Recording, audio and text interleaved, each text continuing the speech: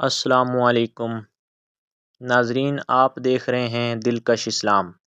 آج کی اس ویڈیو میں ہم حضرت عباس رضی اللہ تعالیٰ عنہ کی مکمل داستان زندگی جانیں گے، جو وفا، شجاعت اور قربانی کی مثال ہے۔ آخر تک ضرور دیکھیے گا، کیونکہ آخر میں ہم حضرت عباس رضی اللہ تعالیٰ عنہ کی زندگی سے ملنے والا اہم سبق بھی بیان کریں گے۔ رجب شریف کی 12 تاریخ کو وصال ہوا ہے حضور کے بڑے پیارے چچا جان حضرت عباس کا رضی اللہ تعالی عنہ۔ سیدنا عباس رضی اللہ تعالی عنہ سے نبی کریم صلی اللہ علیہ وسلم کو بڑا ہی پیار ہے، اور حضرت عباس کو حضور سے بڑا پیار ہے۔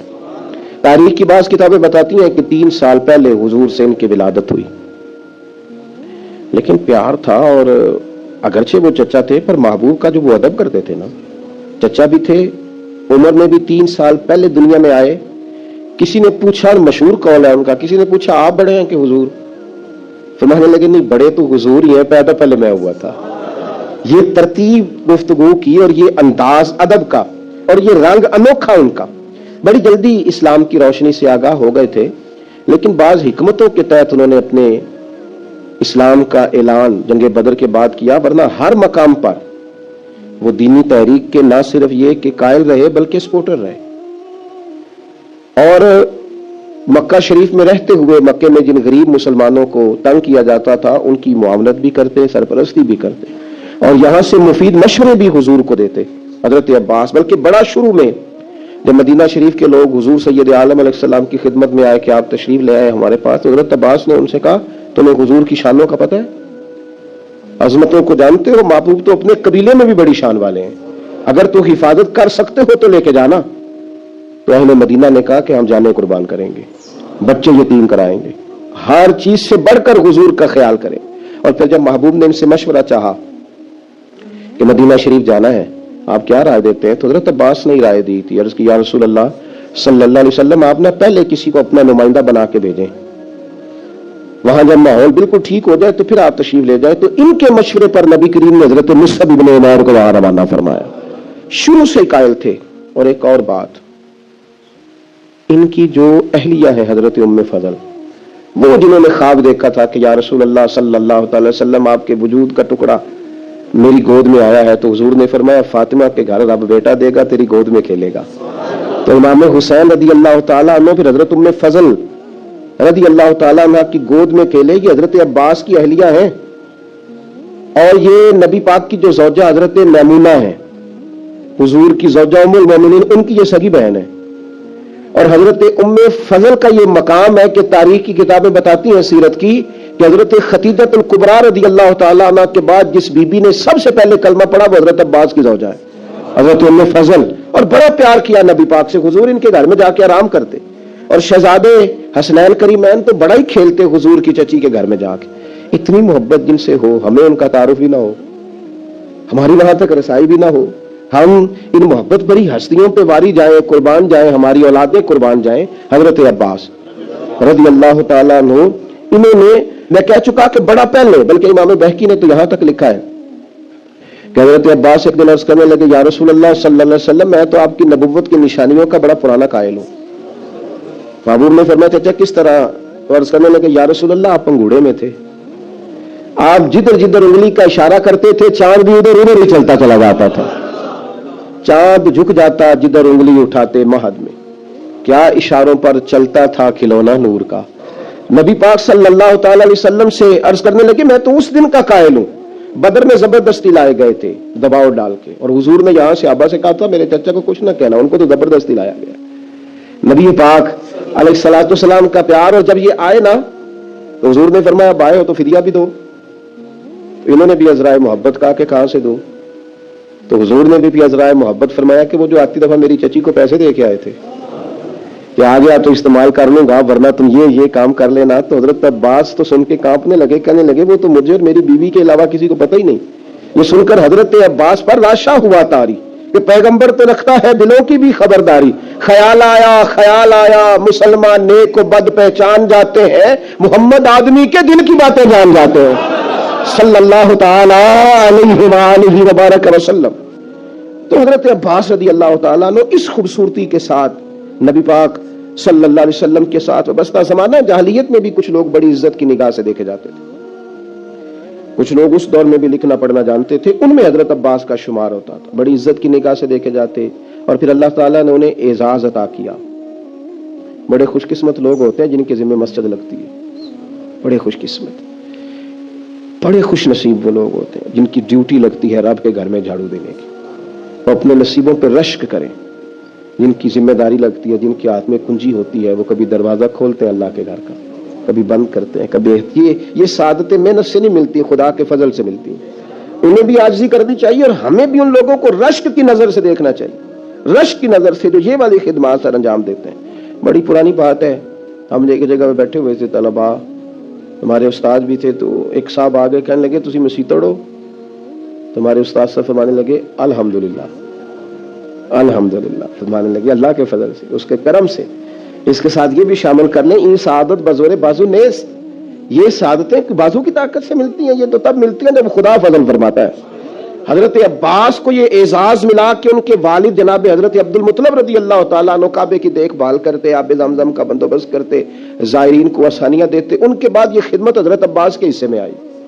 हजरत अब्बास ड्यूटी करते, रोब बड़ा था, कद बड़ा था, कभी बोलते थे ना रात को पहाड़ी पे चढ़ के तो 8-8 मील तक आवाज सुनाई देती थी। ये जो एडमिनिस्ट्रेटर होता है ना, इसे बाजों का सख्त फैसले भी करने पड़ते हैं। इसने किसी चीज का इंतजाम करना होता है ना, उसने सख्त फैसले भी, यानी डॉक्टर के पास लोग इलाज कराने जाते हैं पर कभी कभी उसे ऑपरेशन भी करना पड़ता है, कभी कभी वो मुनासिब समझता है तो कोई उंगली काट भी देता है। अब ये उसका जुल्म नहीं है, ये बाकी सारी जिम्मेदारी है उसकी, उसने इंसाफ किया। जड़ी बूटी काटे तो असल फसल का भला होता है, बात की समझ आ रही है? इसलिए जो एडमिनिस्ट्रेटर होता है ना बंदोबस्त, उससे लोगों को शिकवे भी होते हैं, देखो जी फलाने से को छुट्टी दे दी, फलाने से माजरत, ये शिकवे भी होते हैं। लेकिन चूंकि वो एडमिनिस्ट्रेटर है, उसने ना चाहते हुए भी कुछ सख्त फैसले करने होते हैं। हजरत अब्बास का रोब था, किसी की ताकत नहीं थी हरम शरीफ में कोई बात भी कर सके, ना कोई गिबत कर सकता था, ना कोई गलत जुमला निकालता था। ये हजरत अब्बास का रोब था। फरमाते थे ये रब का घर है, इसका अदब करना पड़ेगा। अल्लाह ताला ने उन्हें एजाज दिया, शान दी। नबी पाक साहिब अलाक सैयद आलम सल्लल्लाहु अलैहि वसल्लम उनसे मोहब्बत फरमाते। एक दिन हुजूर ने फरमाया, इमाम सयूती ने भी इसको लिखा है और इमाम तबरानी ने भी, एक दिन हुजूर ने फरमाया चाचा कल घर रहना, मैं आपके घर आऊंगा। और यार सारा जमाना मिन्नत करे, ये लंघ कई महीने ते बरस गए ते तेरी दीद नु तीदे तरस गए, लोग मिन्नत करे और यहां हुजूर खुद फरमाया चाचा मैं आऊंगा कल तुम्हारे घर। निरख बाजारे मोहब्बत का अनोखा ही हो गया। नबी करीम सल्लल्लाहु तआला अलैहि वसल्लम ने फरमाया चाचा कल घर रहना, मैं आऊंगा। चाश्त की नमाज के बाद महबूब उनके घर गए। इतना प्यार है चाचा से, इतनी मोहब्बत है नबी पाक को, अपने इस करीबी से तशरीफ ले गए और फिर उनको सारे खानदान से कहा एक जगह इकट्ठे हो जाओ। जब वो इकट्ठे हो गए तो अपनी मुकद्दस चादर ऊपर डाल दी सबके और फिर हाथ उठा के कहा अल्लाह ये मेरे चाचा है, मेरे वालिद की जगह है, या अल्लाह ये मेरा खानदान है। मालिक जिस तरह मैंने इन्हें अपनी चादर में छुपा लिया है, तो भी रहमत में छुपा लेना और दोजख से हमेशा के लिए दूर फरमा देना। नबी पाक सल्लल्लाहु अलैहि वसल्लम ने प्यार किया। मेरा ये तजर्बा है, भतीजे बड़े प्यारे लगते हैं और भतीजों को भी चचा प्यारा, लेकिन वो चूंकि बराबर का शरीक होता है ना अब्बा जायदाद में चचा के साथ, तो फिर थोड़ी बहुत ही हल्की हल्की रंजिशें भी। मैं अक्सर कहता हूं कि बंदा अपने बच्चों के सामने भाई की गलतियां बयान कर लेता है ना, पहले कभी गुस्सा आता है, फिर वो सारी बातें कर बैठता है, लेकिन अंदर से ना वो भतीजे बुरे लगते नहीं। वो अपने बच्चों से डरते डरते बातें करता है। मैं वैसे बच्चे कह रहा हूं, आपने कुछ और भी समझना हुआ तो समझ लीजिएगा। मैं वैसे बच्चे कह रहा हूं कि वो डरता डरता बातें भाइयों की करता है, लेकिन बहरहाल वो प्यारे होते हैं। मैंने देखा है हमारे वालिद साहब कभी चचाओं को जरूरत पड़ गई, कोई जरूरत, तो अब वो बात भला किस तरह करते, वो मेरे को ना फिर 2 लाख मांग लिया है, मैं नहीं इन्हें दे सकता, इन्हीं नहीं मेरी रुपया लाख को दियांगा पुत्र किन्ने कोई था पीछे। तो मैं उनका चेहरा देखे कहता था, मैं क्या अब्बा जी दिल तो 2.5 देन ते करता है, लेकिन वो हमें मुतमिन कर रहे हैं ना, आप हमें राजी कर रहे हैं, तो दिल तो अड्डा करता है कि उन्हें 2 मंगे तो मैं इन्हू 2.5 दिया। प्यारे होते हैं ना भाई, क्या किया जाए, इन जैसा रिश्ता कोई नहीं। लेकिन वो बंदा बातें कर बैठता है तो थोड़ा बहुत फिर वो ना अपने बच्चों को मुतमिन करने के लिए, वो भी मैंने भाई देखे हैं जो दरवाजों पे खड़े होकर भाइयों को देखते हैं, अलमारियों से देखते हैं, ऐसे कद ऊंचा होता है मेरा भाई फलानी जगह कामयाब हो गया, ये होता है, क्या किया जाए। तो हजरत अब्बास रज़ी अल्लाह तआला अन्हु का हुजूर से प्यार और नबी करीम का अपने चचा से प्यार, ये कोई इनफिरादी सा रंग है, इनफिरादी सा। और फिर चची का प्यार। एक दफा हजरत उम्मे फजल ने ना लाठ लेके डंडा लेके मारा अबू लहब को, اس نے کوئی بات ایسی کر دی تھی تو چچی نے مارا، یعنی چچی کا حضور سے بڑا پیار۔ میں کبھی کہتا ہوں کہ آپ کو یہ ساری باتیں مجھے اور آپ کو پتہ چل جائے نا، صرف پتہ چل جائے، ان سے اتنی روشنی ملے گی کہ ہمارے گھروں تک نور آئے گا، ہماری گھریلو زندگیاں سکون میں آ جائیں گی اگر ان لوگوں کے حالات ہم تک آ جائیں۔ نبی پاک صلی اللہ تعالی علیہ وآلہ وسلم اتنی محبت کرتے، تین چیزیں بڑی زیادہ تھی حضرت عباس کے اندر، خود حضور نے بیان فرمایا، فرمایا کہ تو عباس سخی بڑے، اور یہ یاد رکھیے گا بخاری میں پورا باب ہے کہ بندہ جیب کا سخی نہیں ہوتا، سخی بندہ دل کا ہوتا ہے۔ حضرت عباس سخی بڑے تھے، صلہ رحمی کرنے والے بڑے تھے، رشتہ داروں سے اچھا سلوک کرنے کی کوشش کرتے تھے، بہترین۔ تیسری بات یہ تھی کہ غلام آزاد کراتے تھے۔ اس کا اگر آج آپ اپنی زبان میں ترجمہ کریں تو جو لوگ مقروض نہیں ہو جاتے، جب تک بندے کی جیب میں پیسے ہوتے ہیں تو رشتہ دار بھی پہنچتے ہیں، دوست بھی پہنچتے ہیں، لنگر بھی چلتے ہیں، چندوں والے بھی پہنچتے ہیں، مسجد بنانی ہے، مدرسہ بنانا ہے، قبرستان کا مسئلہ ہے، گلی بنانی، سارے پہنچتے ہیں۔ اور اگر قرضہ چڑھ جائے تو پھر ادھر ادھر بیٹھ کے باتیں کرتے ہیں، کہتے ہیں اس نے دھوکے کیے، اس نے فراڈ کیے، اس نے فلان کیے۔ اور خدا کے بندو، قرضہ تو چڑھ ہی جاتا ہے، اور اگر قرضہ ولیوں پہ رہا، صحابہ پہ رہا، انبیاء پہ رہا، یہ کوئی اس طرح کا مسئلہ ہے کہ آپ جس بندے کو جس اینگل سے بھی دیکھیں اس پر۔ میں رات دوستوں سے کہہ رہا تھا کہ ایک بندہ مصیبت میں اور دوسرا اسے دیکھ کے خوشی کا اظہار کر رہا ہے، معاذ اللہ ایک بندہ مشکل میں ہے، نبی پاک صلی اللہ علیہ وسلم نے فرمایا کسی کو مصیبت میں دیکھ کے خوشی کا اظہار نہ کرنا، ورنہ اس پہ اللہ رحمت کر دے گا اور تمہیں اس میں مبتلا کر دے گا۔ ہم تو الٹا کہانیاں بناتے ہیں، تنقید کرتے ہیں، بندہ الجھ جائے تو طنز کرتے ہیں۔ باغاں اندر ہریل توتا تے نمیاں نمیاں روے، تے آکھے باغاں والے پتھر نہ مارو متے کوئی پردیسی ہوئے۔ پہلے ایک آدمی تکلیف میں ہے، تاڑی مار اڑانا باہو اسی تے اگے ہی اڈن آ رہے، پہلے دکھ میں ہے اور تو اور تکلیف دے رہا ہے۔ اس لیے عزیزو یہ جو انداز ہے یہ ٹھیک نہیں ہے۔ حضرت عباس کا طریقہ کیا ہے؟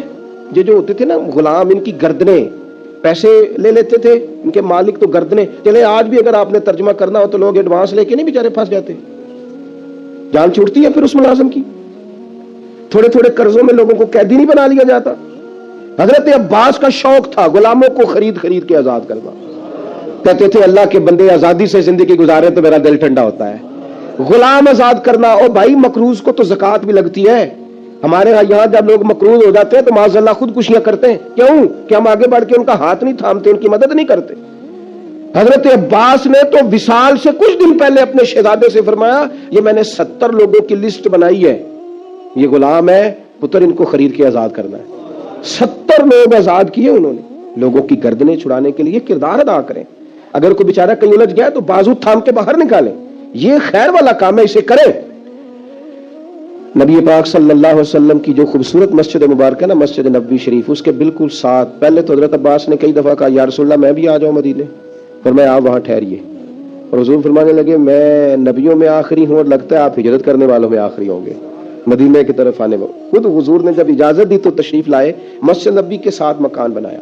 حضرت عمر فاروق کا دور خلافت تھا، یہ آپ کو کتب حدیث میں ہر جگہ حدیث ملے گی، اور مسند امام احمد بن حنبل میں ملے گی۔ آپ گزر رہے تھے حضرت عمر فاروق، تو حضرت عباس کا گھر قریب تھا، تو جمعے والا دن بعض کتابوں میں آتا ہے جمعے کا دن تھا، حضرت عمر آ رہے تھے اور انہوں نے نا اوپر کوئی مرغا بھی ذبح کیا ہوا تھا اور پانی بھی چل رہا تھا، تو پرنالا گلی میں تھا، وہ پانی حضرت عمر پہ گرا۔ آپ نے محسوس کیا کہ تو باقی نمازیوں کو بھی تکلیف دیتا ہوگا، بھائی مسجد کے دروازے پر پرنالا ہو تو کوئی برداشت کرتا ہے؟ حضرت عمر نے کہا اکھیڑ دو پرنالا، اکھیڑ دیا۔ سیدنا فاروق اعظم نے نماز پڑھائی، نماز کے بعد حضرت عباس آئے رضی اللہ تعالیٰ، کہنے لگے پرنالا آپ نے اکھیڑا؟ جناب عمر نے وجہ بیان کی، فرمایا وہ چھینٹے پڑتے تھے، نمازیوں کو تکلیف ہوتی تھی، معقول وجہ، اکھیڑ دیا۔ حضرت عباس کہنے لگے بالکل ٹھیک ہے، میں آپ پر کوئی جبر نہیں کرتا، کوئی میں جواب میں کوئی بات نہیں کرتا، ایک بار صرف کہتا ہوں وہ سن لیں گے؟ حضرت عمر نے کہا کہیے۔ تو حضرت عباس کہنے لگے جب میں یہ مکان بنا رہا تھا تو حضور تشریف لائے تھے، اور نبی پاک صلی اللہ تعالی علیہ وسلم نے نا میرے کندھوں پہ خود سوار ہو کے اپنے دست مبارک سے یہ پرنالا لگایا تھا۔ کپڑوں پہ چیٹے پڑے ہیں نا، وجہ تو موجود ہے نا۔ اب حضرت عمر نے اس پر کیا تبصرہ کیا؟ تھوڑا سائڈ پہ کر لیں، چلے اگر حضور نے لگایا تھا تو اس کو دوسرے کونے پہ لگا لیں، کوئی تبصرہ نہیں۔ تم کہتے ہو کبھی تعمیر کے نام پر، کبھی فلاں چیز کے نام پر، کبھی فلاں چیز کے نام پر۔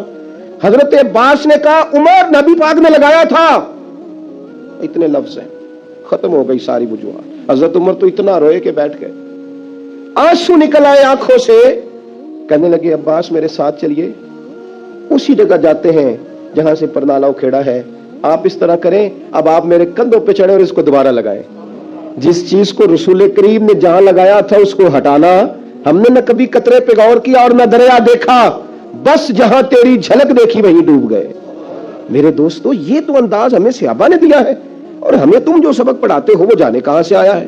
تم ہمیں کدھر لے جانا چاہتے ہو؟ میں کئی دفعہ کہتا ہوں یا ہمیں سمجھا دو، نہیں تو پھر ہم سے سمجھ لو، آ جاؤ ہم سے سمجھ لو۔ یہ ساری چیزیں جو چمکتی دمکتی ہیں کتب احادیث میں، ان کا کیا کیا جائے؟ حضرت عباس رضی اللہ تعالیٰ عنہ، نبی پاک علیہ السلام نے فرمایا جس نے آپ کو تکلیف دی عباس، اس نے مجھے تکلیف دی، جس نے آپ سے محبت کی اس نے مجھ سے محبت کی، فرمایا آپ میرے لیے والد کی طرح ہیں، جگہ ہے۔